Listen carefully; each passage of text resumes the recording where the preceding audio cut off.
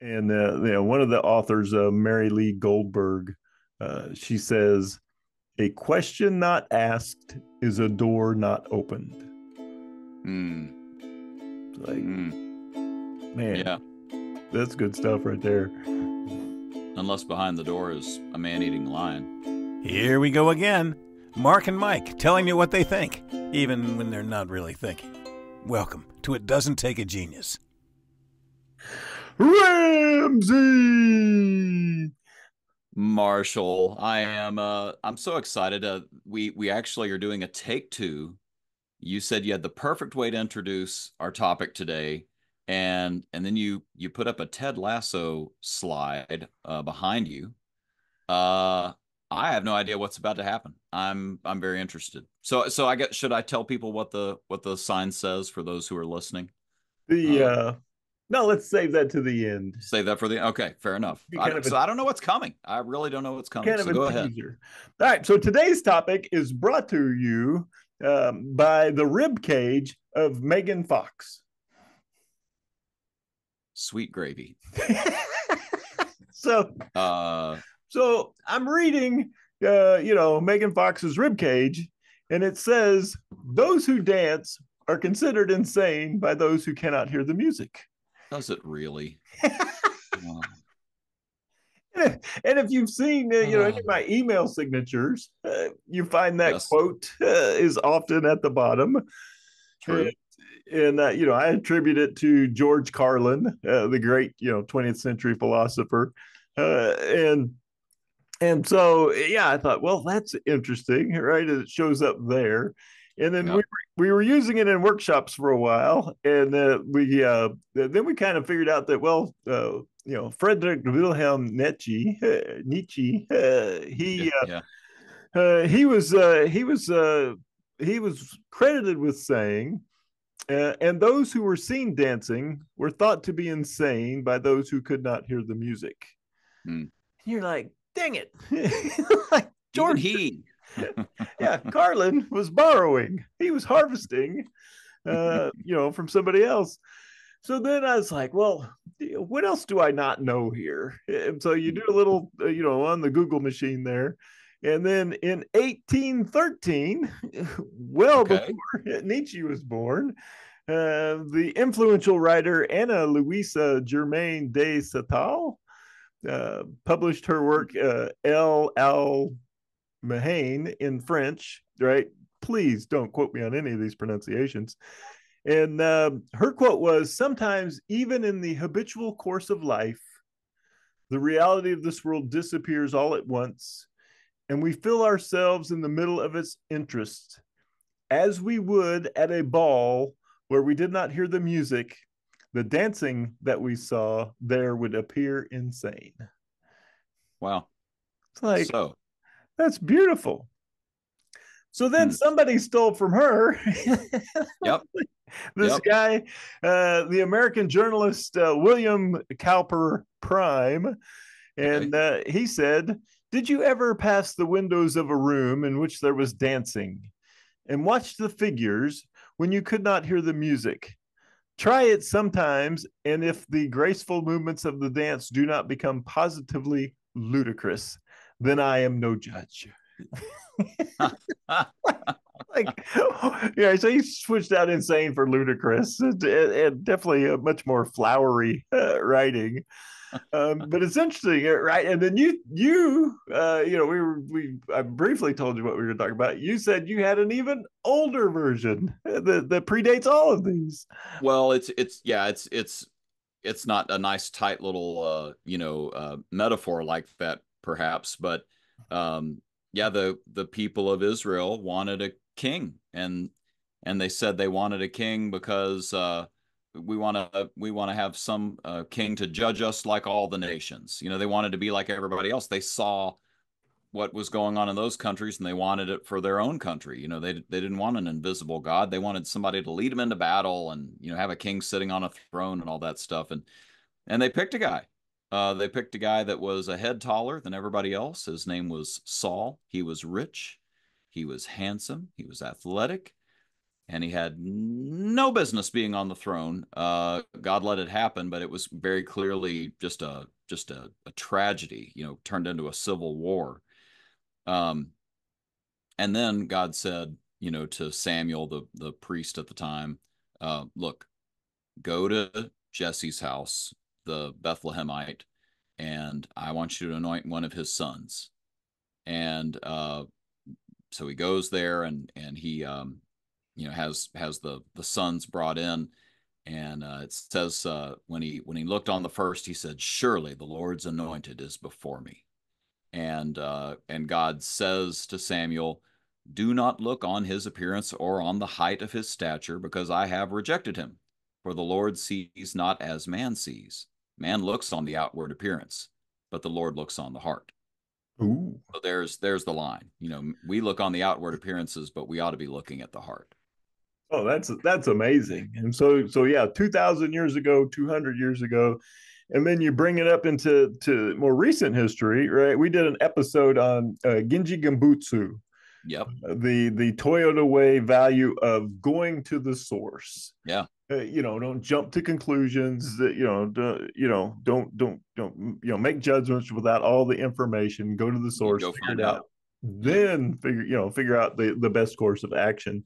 Yeah. And then most recently, it came up in the quote that's on the wall behind me there, and it's attributed, and Ted Lasso attributed it to Walt Whitman, which is false. The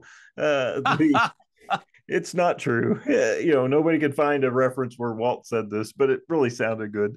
But Ted said, be curious, not judgmental. Hmm.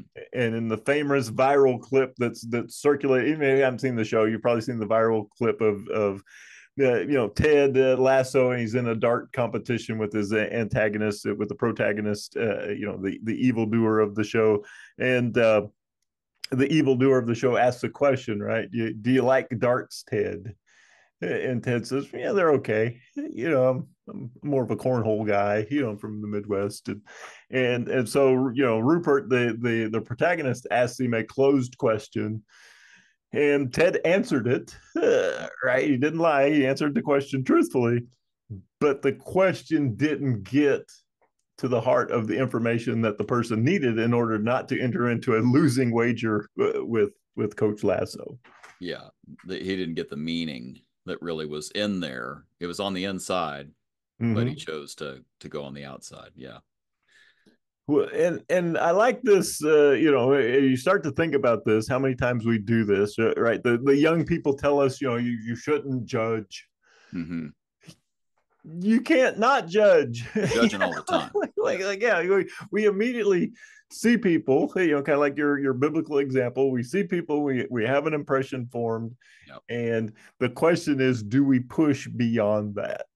Yeah. Do whether it's a person or a situation, do we push beyond that to get to the root of it?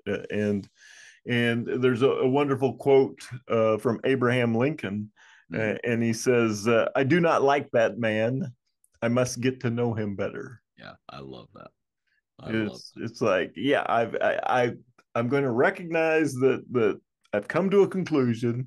Yeah. The conclusion may or may not be based in fact, but I won't know until I go get some more information. I go to the source. In this case, it's that person. There's a reason why I really like the business world. Capitalism has a way of allowing us to do that. When I know that my paycheck may depend on me getting to know you a little better and working with you or serving you, you'd be surprised how open-minded I become, right? Like suddenly all these preconceived notions that I maybe typically would have had if I was, scrolling through Facebook, making passive judgments, sitting in bed on my phone. I don't get the luxury of doing that when I know that this guy walking through the door may be my next paycheck. And so I am going to give him the benefit of the doubt. I am going to assume positive intent on his part. I am going to try to get to know him and see what it is that makes him tick. And you know what often happens, and I know, Mike, this happens to you too, is you see so many people getting along in the workplace or with customers, and they would never go to dinner together if it had been up to either one of them. Probably they vote differently, they believe differently, what have you, but they figure out how to get along and find that there's something to value about each other. It's part of that. We've talked about doing an episode on dignity, a little more straightforward than we have so far, but just the idea that everybody's worth something. There's something in there that, the way I'd put it is, reflects the image of God. Go figure out what it is. There's something really valuable there. So go learn about it, and don't make a snap judgment based on, the exterior, the things from, from their appearance and so on. I love that. Love that quote. Oh yeah, no, it's fantastic. And the idea of, and we spend so much time on this in our coaching workshops and in our one-on-ones, is the power of questions. Yeah. If can you just, and sometimes it's, we talk about what questions, open-ended questions. And when you think about how powerful questions are, right? Closed questions, yes or no questions. Do you like darts, Ted? Right. They're okay, right? Yeah, there's only a limited variation of answers that can come from that question. Right. Then you go to the next level, right? The who questions, the when, the where, right? Like a little bit better than a yes or no question. Right. And then you start getting into the what questions. Mm. And what questions become incredibly powerful. How would be another powerful question. And if asked properly, with the right level of sincerity and genuine curiosity, even a why question will work. Yeah, for sure. So yeah, all of those are tools that allow you to get to the source and get past, have the potential to get you past judgment. So it's so funny because the judgment can come on so many different things, right? Like little how they're dressed, how they seem to act, and maybe even things that remind you of something from a previous bad experience with somebody completely different, but the way they say it or the way their mannerisms are, it makes you think something's going on. I just realized I might be doing that to our audience because I probably looked really distracted as you were saying that last little bit, and I don't know if you could tell. Could you tell that I was a little like sort of drifting and not totally listening?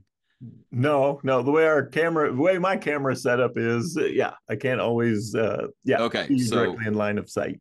all right, well, I was a little distracted.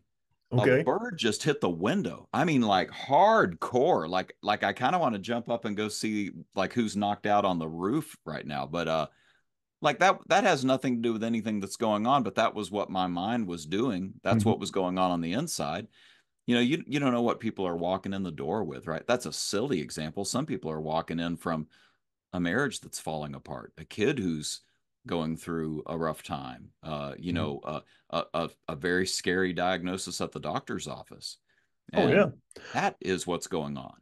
Well, had I actually been paying attention to you, yeah, I could have wrongly assumed that you disagreed with whatever it was that I was Right. saying, Right. right? Or that you felt it was dumb, it was Yeah. beneath us, maybe it wasn't podcast worthy, right? I can make Right. like 100 judgments on that, and none of them included a bird tried to kill himself, hitting a transparent wall that's in the side of your house. It was so loud. It was Oh just yeah, so I anyway. had one the other day. The bird was laying on his back when I looked out, on the sidewalk, but I could see he was still. He had little birds floating around his head. Oh yeah, little Tweety birds, and then uh, I noticed he was still breathing, and so he laid there for about 10 minutes. And I came back, and he was on his feet. Yes, he made it. Stood there for a while. Then at some point, yeah, he got his wits about him and left again. But yeah, we don't know what's going on, right? In Right. this case, and you make such a good analogy, and the more visual representation is we don't know what's going on out of frame. Yeah. So in this case, I see you in frame, and this is what I see, and I see this small piece of your world. Yeah. out of frame, right? There's all this stuff going on. Yeah. And it can pull you away, it can distract you. It doesn't mean that you're uninterested or don't care. It just means other things are pulling at you. Right. And so you said ask more questions. Let me give a very practical version of that, of what that could look like. I heard Billy Bragg interviewed on a radio show, and he's I mean, I'm sure he's left of me, sort of a folk punk British, sort of very political singer-songwriter. And I know about him because he did. I think I'm making this up because it sounds too good to be true, but he did an album with Wilco that was just all like Arlo Guthrie songs, or Woody Guthrie songs. Like very, very protest oriented. I'm sure he's left of me.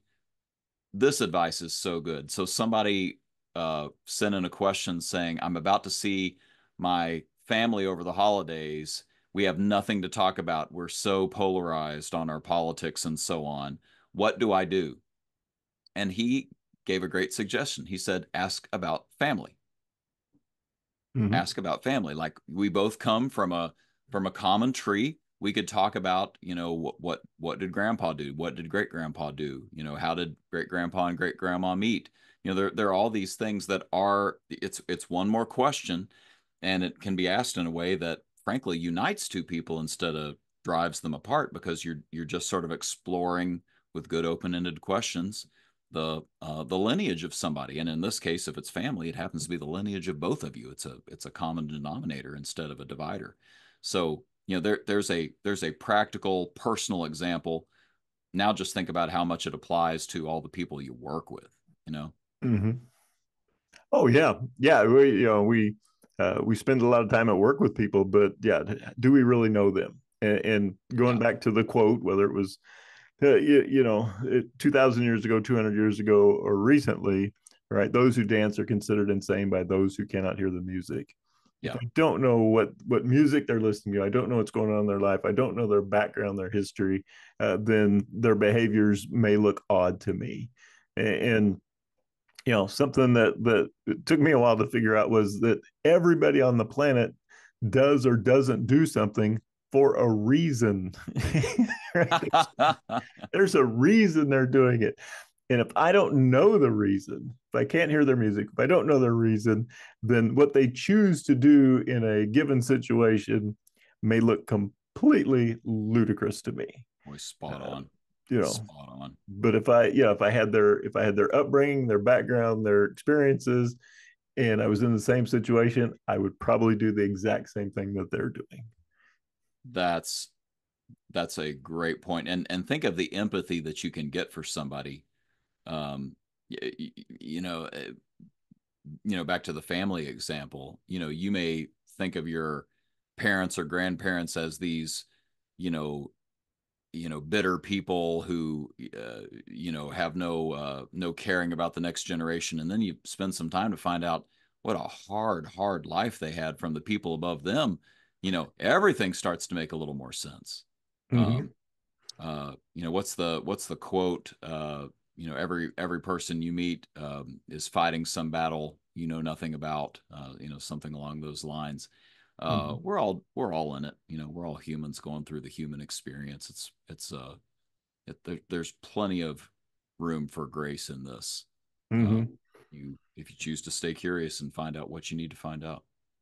Oh no, well said. And yeah, I think you said the key word, right? Grace. Mm-hmm. Yeah, can I give grace? Yeah. Which, if you could translate that to the suspension of judgment, if I could suspend judgment, give grace, Yeah. yeah, and know that, stay curious. There's something here to be learned. Uh, Love a that. wonderful little pamphlet, and we'll link to it. It's a little 16-page pamphlet called "The Art of Powerful Questions," and it kind of outlines some of these questions and ideas. And one of the authors, Mary Lee Goldberg, she says, "A question not asked is a door not opened." Mm. It's like, Mm. man, Yeah. that's good stuff right there. unless behind the door is a man-eating lion. Mhm. Yeah, wait a minute. That sort of throws off our whole podcast. We'll scratch that. Forget it. Okay. Yeah. Yep. What's behind that door? Yeah. Can I stay curious and discover what lies beyond that? Yeah. And I say the man-eating lion, you know, that's the thing, is that that is probably not true, first off. And if it is, we probably ought to figure out a way to deal with that, right? Like that's a real issue in there that somebody maybe needs help with, or is a can of worms that needs to be opened at work. And if you have that conversation with grace, I don't think you'll get eaten. Nope. I really don't. Yeah. Nope. The lion may not be the savage beast that you first thought it was. There you go. Don't look at the appearances. Mm-hmm. Love it. Excellent. Well, speaking of savage beasts, he is on the microphone. He is no doubt a savage beast. Please take it away, our announcer, Mr. John Wolf. And that's a wrap. The musings of Mark and Mike. No rights reserved, etc. Feel free to share and discuss what you heard today. Even claim the ideas as your own. Who'd want to do that? See you next time on It Doesn't Take a Genius. Thanks. That's good enough.